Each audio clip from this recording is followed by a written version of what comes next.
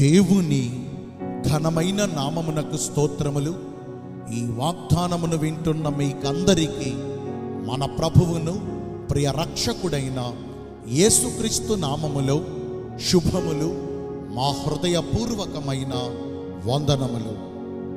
ఈరోజు మీ కొరకైన దేవుని వాగ్దానము కీర్తనల గ్రంథము 31వ కీర్తన 19వ చరణము.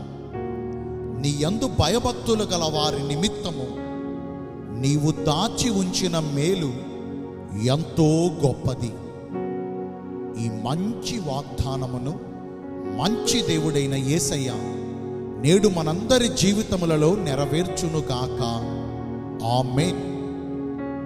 మనలో అందరికీ మేలు పొందుచు అనేక దినములు జీవించాలని, బ్రతికినంత కాలము సంతోషముతో అందరితో సమాధానము కలిగి జీవించాలని ఆశ కలిగి జీవిస్తుంటారు. కీడు పొందుకోవాలని కానీ, నష్టపోవాలని కానీ, అన్నీ కోల్పోయి ఏడుస్తూ జీవించాలని కానీ ఎవ్వరూ కోరుకోరు. అసలు మనలో ఎవ్వరికి అలాంటి జీవితం వద్దండి.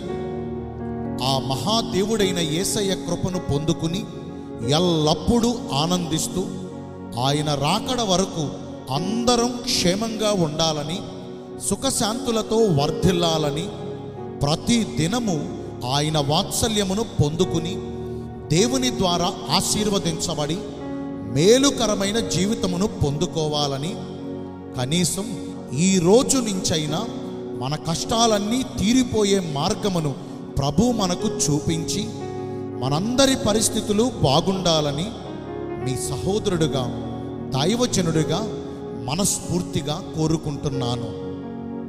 ఇప్పుడు మనం విన్న ఈ మాటలన్నీ మంచి దేవుడు మనందరి జీవితాల్లో నిశ్చయముగా నెరవేర్చునుగాక. ఆమేన్. అయితే ఇవన్నీ మనము అనుభవిస్తూ ఎల్లప్పుడూ సంతోషముగా జీవించాలంటే కీర్తనాకారుడు సెలవిచ్చినట్లుగా మనము ఆ గొప్ప దేవుని యందు భయభక్తులు కలిగి జీవించాలి. అట్టి వారి కొరకు ఆయన గొప్ప మేలులను దాచి ఉంచారు. ఈనాడు మనందరికీ గొప్ప మేలులు పొందుకోవాలని కోరికైతే ఉంది, కానీ ఆయన యందు భయభక్తులు కలిగి జీవించడానికి అనేకులు ఇష్టపడరు. ఆయన యందు భయభక్తులు కలిగి జీవించకుండా మేలుకరమైన జీవితమును పొందుకోవటం అసాధ్యం.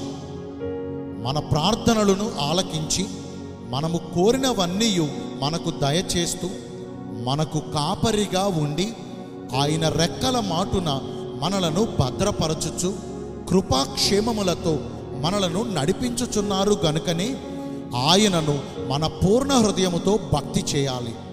ఇక తీర్పు దినమందు ఆయనే సింహాసనాసీనుడిగా తీర్పు తీర్చు న్యాయాధిపతిగా ఉండి మన క్రియలన్నిటిని బట్టి మనకు తీర్పు తీరుస్తారు. కాబట్టి మన ప్రవర్తనను ఎంతో జాగ్రత్తగా కాపాడుకుంటూ మన ప్రతి క్రియలను ఆయన చూస్తున్నారు.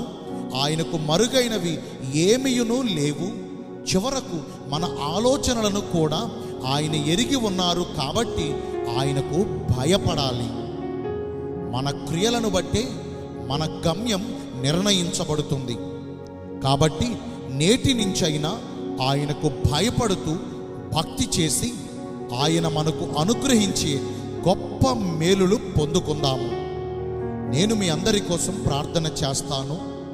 పరిశుద్ధుడును ప్రేమ కలిగిన మా ప్రియ పరలోకపు తండ్రివైన దేవా, మీ కృప కలిగిన ఘనమైన నామమును బట్టి నిండు మనసుతో కొట్ల కొలదిగా మీకు మా కృతజ్ఞతాస్తుతులు, స్తోత్రములు, వందనాలు చెల్లిస్తున్నామయ్యా. నీ యందు భయభక్తులు కలిగిన వారి నిమిత్తము మీరు గొప్ప మేలులు దాచి ఉంచానని వాగ్దానము చేశారు.